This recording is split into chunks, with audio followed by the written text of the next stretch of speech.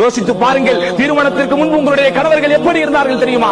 எப்படி இருந்திருப்பார்கள் தெரியுமா? அச்சமே, பயமே, கவலையே இல்லாமல் எதற்கெடுத்தாலும் வெடுக்கென்று பேசக்கூடியவர்களாக, எந்த நேரத்திலும் தன் ஆத்திரத்தை கொட்டி தீர்ப்பவனாக இருந்திருப்பான். நான் எவனுக்கும் பழிந்து போக மாட்டேன், எவனுக்கும் குடிந்து போக மாட்டேன் என்று எத்தனையோ கம்பெனிகளை மாற்றி இருப்பான். ஒரு கல்யாணம் தான் ஆகும், ஒரு குழந்தை தான் பிறக்கும், அத்துணையும் அவனுக்கு அடங்கி போய்விடும்.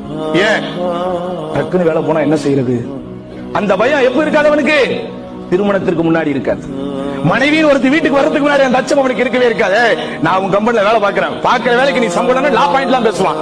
அதுக்கப்புறம் அவனுக்கு லவ் பாயிண்ட் மட்டும் தான் தெரியும்.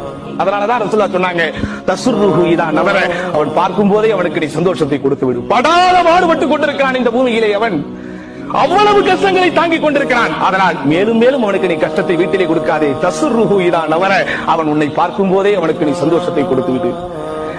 அடுத்து அவன் ஏவினால், அவன் கட்டளையிட்டான்,